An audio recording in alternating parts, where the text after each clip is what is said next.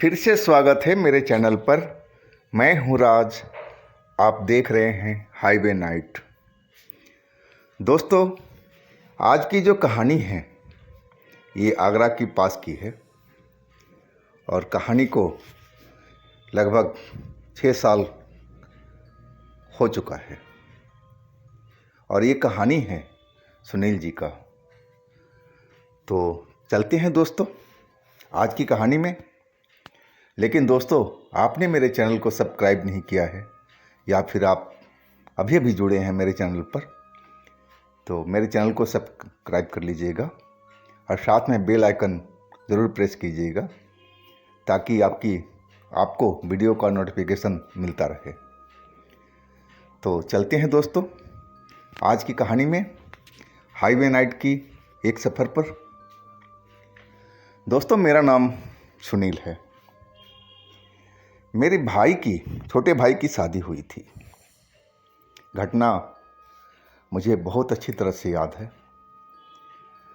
मेरे छोटे भाई की शादी हुई थी, बहुरिया घर में आ गई थी और मेरे भाई की वो पहली रात थी। हम लोग तो बाहर सो रहे थे,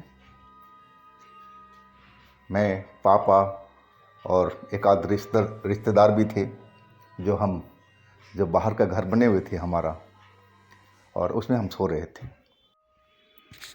रात के करीब 11 बज रहा होगा और तभी हमारे घर के जो भीतर वाले कमरे थे जिसमें भाई था, छोटा भाई था मेरा, अपनी पत्नी के साथ में, और वो चिल्लाने लगा था मेरा भाई ज़ोर ज़ोर से।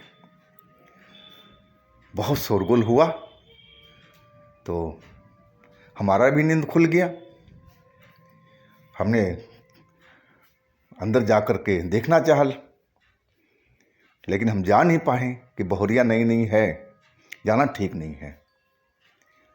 तभी मेरी माँ दौड़ी हुई बाहर आई, बोली, बेटा देखो ना, उसके कमरे से बहुत आवाज़ आ रही है और चिल्ला रहा हो वो, क्या बात है। अब हम तो डर गए, पता नहीं क्या हो गया, क्यों चिल्ला रहा है। और हम सभी मिल कर के दरवाजे पर गए उसके। अच्छा तो नहीं लग रहा था, लेकिन वैसी हालात थी तो हमें जाना पड़ा था। और दरवाज़ा पीट पीट करके हम आवाज़ दे रहे थे कि भाई दरवाज़ा खोल, क्या बात है, क्यों चिल्ला रहा है। थोड़ी देर के बाद में दरवाज़ा खुला। भाई का चेहरा एकदम पीला पड़ा हुआ था और जो बहुरिया थी वो घूंघट में अंदर बैठी हुई थी पलंग पर। भाई तो डर से कांप रहा था, हमें समझ में नहीं आ रहा था। माँ भी मेरे साथ में खड़ी थी और हम लोग समझ नहीं पा रहे थे सभी कोई कि आखिर हुआ क्या हुआ है। ये तो इनकी पहली रात है और क्या ऐसा हादसा हो गया, क्या घटना हो गया कि भाई इस तरह डरा हुआ है। मैं भाई के हाथ पकड़ करके और हम दरवाजे के बाहर ले गया जहाँ हमारा जेंट्स लोगों का कमरा बना हुआ था, और वहाँ पर एकांत में ले जाके उसे पूछा कि भाई बात क्या है, क्या हुआ तेरे साथ में, तू मेरे से बता, मैं तेरा बड़ा भाई हूँ, तू तो मेरे से कोई बात छिपाता नहीं है। लेकिन वो बिल्कुल डरा हुआ था, कांप रहा था। काफ़ी देर के बाद बताया कि भाई आपसे क्या बताऊं, मुझे शर्म भी लगता है। मैंने बोला नहीं नहीं, ऐसी कोई बात नहीं है, तू बता। बोला, मैं कमरे में गया अपने पत्नी के और जाके पलंग पर बैठा।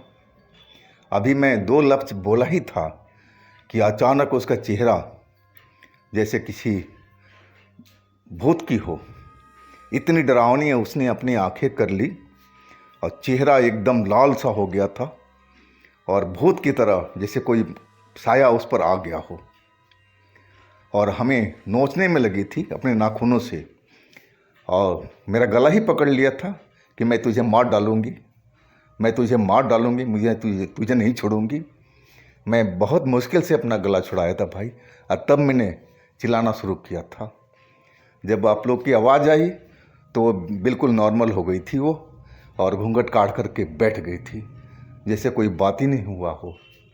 भाई मैं इसके साथ में नहीं रहूँगा, नहीं तो ये तो सोते हुए मेरा गला दबा देगी। मैं उसकी बात सुन कर के एकदम सन्न सा रह गया था। यानी कि ऐसे कैसे हो गया भाई? लड़की तो हमारी जान पहचान की है, रिश्तेदारी में है। अगर ऐसी कुछ बात होती तो लोग ज़रूर बताते, ऐसा थोड़ी हम लोग को धोखा देते। कुछ ना कुछ तो गड़बड़ ज़रूर है। यानी कि भाई तो एक बार जा। वो मैं कितना ही बोलता रह गया, लेकिन मेरा छोटा भाई उस कमरे में नहीं गया। रिश्तेदार भी थे, हम लोग फिर आपस में बैठ कर के सलाह मशवरा करने लगे। माँ भी मेरी थी। माँ बोली कि बेटा हो सकता है नई बहुरिया आई है, कहीं रास्ते में कोई साया तो नहीं पकड़ लिया इसको, और ऐसे ही हरकत ये कर रही है जैसे अब बेटा बता रहा है। लेकिन मैं भूत प्रेत को मानता नहीं था और मैं यकीन भी नहीं करता था। यानी कि माँ शायद इसको कोई पागलपन का लक्षण तो नहीं है, कोई दौरा तो नहीं पड़ रहा है। लेकिन माँ बोली नहीं बेटा, कई बार ऐसे हो जाता है, जो नई दुल्हन होती है ना, उस पर भूत प्रेत ज़्यादा ही आकर्षित होते हैं, और वही हो सकता है कि इस पर कोई भूत का साया आ गया हो। अब रात तो बड़ी मुश्किल से हम लोग के कटी थी, लेकिन इसके बाद बहुरिया बिल्कुल शांत अपने पलंग पर बैठी हुई थी। मम्मी कितनी बार गई, उससे पानी वानी दे के आई, बात भी करके आई। वो बिल्कुल नॉर्मल थी। लग नहीं रहा था कि उस पर कोई भूत का साया हो या ऐसा कुछ हो जैसे भाई ने बताया था। मुझे अपने भाई पर शक तो नहीं था, लेकिन मैं उसके बात पर यकीन भी नहीं कर रहा था कि कहीं भला ऐसा भी होता है क्या। सुबह हो चुकी थी। मेरी माँ अब किसी से पूछने लगी थी कि तांत्रिक कोई बुलाए, और एक जगह पर तांत्रिक का पता चला तो मैं ही गया उस तांत्रिक के पास और बुला के ले आया उसको। मुझे तो इन चीज़ों को कभी विश्वास नहीं था, लेकिन माँ का ऑर्डर था, मानना ही था। और मैं उस तांत्रिक को अपनी बाइक पर बिठा करके ले आया। तांत्रिक ने बहुरिया को देखा। घर के अंदर ही मेरी माँ थी और मैं था और बहुरिया थी और तांत्रिक ने अच्छी तरह से अपना जो जांच परख करनी थी वो अपना करना शुरू कर दिया। और थोड़ी देर के बाद में कुछ चावल वगैरह वो मंत्र पढ़ करके और बहुरिया के ऊपर में फेंका, और जैसे ही चावल उसके सर पर गिरा और वैसे ही रूप पकड़ लिया था जैसे मेरे भाई ने बताया था। ये मोटी मोटी आंखें उसकी लाल लाल डरावनी सी आंखें हो गई थी, चेहरा एकदम लाल लाल हो गया था और एकदम खूंखार लग रही थी, और कुछ अलग भाषा में वो बोल रही थी जैसे कोई मर्दानी आवाज़ हो, ऐसा कुछ उसके मुंह से आवाज़ निकल रहा था। मैं तो उसका रूप देख कर के ही एकदम डर गया था। मुझे यकीन नहीं आ रहा था कि नई नवेली दुल्हन है ये। मुझे ज़रा भी यकीन नहीं आ रहा था। उसके रूप, उसकी आवाज़, सब कुछ सुन कर के मैं एकदम बिल्कुल डर चुका था। मेरी मम्मी भी डर गई थी। तांत्रिक ने उससे पूछना शुरू कर दिया था कि तू कौन है, कहाँ से आई है, इस लड़की को तूने क्यों पकड़ लिया है। लेकिन वो जो भाषा बोल रही थी बहू मेरी बहुरिया, वो भाषा तांत्रिक भी समझ नहीं पा रहा था कि कैसी कौन सी देश की भाषा है और क्या बोली जा रही है। तांत्रिक चावल पर चावल मंत्र पढ़ करके और उसके ऊपर फेंक रहा था। काफ़ी कोशिश कर लिया था उससे बातचीत करे कि कौन है, लेकिन वही वो भाषा उसके मुंह से निकल रही थी और वो बहुत गुस्से में लग रही थी जैसे हम लोग पर अटैक कर देगी। हम लोग संभल कर खड़े थे वहाँ पर। वो तांत्रिक के वजह से ही मेरे ख्याल से रुकी हुई थी, और नहीं तो अब तक हम लोग पर हमला कर दिया होता। और फिर तांत्रिक थक हार गया था, लेकिन वो अपना नाम पता जो भी था, कहाँ की रहने वाली है, भूत है, जेंट्स है, क्या है, कुछ बता नहीं पाया। जो भाषा समझ में नहीं आ रहा था, ना हमें आ रहा था ना तांत्रिक को आ रहा था। लेकिन तांत्रिक भी हारा नहीं, वो कोशिश पर कोशिश करता रहा। आखिरकार अनेकों कोशिश के बाद में और वो भूत जो भी था उसके शरीर से जा चुका था और वो बेहोश होकर के पलंग पर गिर चुकी थी। उसको ज़रा भी होश नहीं था कि वो कहाँ पर है, नई दुल्हन है, कैसे पलंग पर गिर गई है, कितने लोग देख रहे हैं। लेकिन उसको अपने शरीर को बिल्कुल शुद्ध नहीं थी कि उसके साथ में क्या हो रहा है। तांत्रिक बोला, अभी आधे घंटे इसको उठाना नहीं है, इसको बेहोश रहने दो।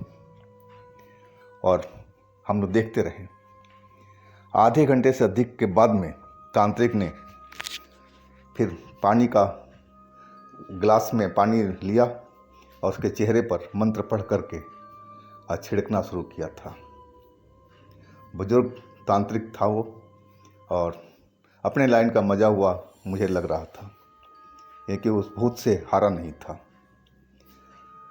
आखिरकार होश आ गया था उसको, और होश आते ही अपने सबसे पहले कपड़े अपने सही किए और घूंघट कर लिया। फिर वो तांत्रिक ने एक ताबीज़ जो अपने थैले में रखा था और उस पर मंत्र पढ़ करके और मेरी माँ को दिया कि इसको दुल्हन को गले में पहना दो। और हम लोग बाहर निकल आए थे। तांत्रिक भी आ गया था, हम लोग बाहर बात कर रहे थे। मैं अकेले में ले जाकर के उस तांत्रिक से पूछा, नहीं कि महाराज कौन सा भूत था, इस पर क्या था, मुझे ज़रा बताइए। तांत्रिक बोला कि आपके सामने तो सब सारी बातचीत हुई थी। वो कोई अनजान भूत था, कोई लग रहा था विदेशी है, क्या है मुझे समझ में नहीं आया। लेकिन खैर छोड़ दीजिए उस बात को। अब वो भूत इसका पीछा छोड़ चुका है। यानी मैं बोला, पक्का महाराज? वो बोला हाँ। यानी कोई दिक्कत हो तो बोला कि आप उसी मंदिर पर आ जाना, मैं कुछ दिन तो वहाँ रहूँगा और उसके बाद मैं एक तीर्थ में निकलना है। और वाकई में जो ताबीज़ पहनाया था और जो उसने झाड़ फूँक किया था, और उसके बाद में भौरिया बिल्कुल सही हो गई थी। लेकिन भाई जो था इतना डरा हुआ था कि उसके पास जाने की हिम्मत नहीं कर रहा था। काफ़ी दिन लगे उसको नॉर्मल होने में, और वो भूत भौरिया को छोड़ चुका था। मैं संजोग से उस जगह पर गया जहाँ तांत्रिक रहता था। वो एक तरह के बाबा ही थे, घूमते रहते थे इधर से उधर, कभी इस शहर में कभी उस गांव में। मैं गया, पता किया, लेकिन वो निकल चुके थे कहीं तीर्थ स्थल पर, पता नहीं कहाँ गए थे। और उसके बाद तो भौरिया बिल्कुल मेरी सही हो गई थी, और भाई भी अब नॉर्मल हो चुका था और समझ चुका था कि ये भौरिया ने जानबूझ करके उसके साथ में कोई ऐसी बात नहीं की थी।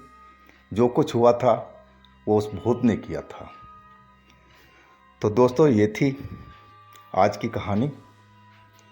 अगर आपके पास भी ऐसा कुछ अनुभव है जैसे सुनील जी ने बताया था, और कोई अपनी आप बीती हो इस तरह की, तो हमें ज़रूर शेयर कीजिएगा और मैं आपकी कहानी को ज़रूर बनाऊंगा। आप हमारे चैनल को सब्सक्राइब कीजिएगा, लाइक कीजिएगा, शेयर कीजिएगा, और हमारे दूसरे चैनल पर भी विजिट कीजिएगा। लिंक मैं नीचे डिस्क्रिप्शन बॉक्स में दे रखा हूँ। उन दोनों चैनलों पर भी बहुत अच्छी अच्छी कहानी है जो सुनकर के बहुत मज़ा आएगा आप लोगों को। तो दोस्तों, आज की कहानी तो यहीं समाप्त करता हूँ, और फिर कल मिलते हैं हम एक नई कहानी के साथ में। आप लोग अपना बहुत बहुत ख्याल रखिएगा। नमस्कार।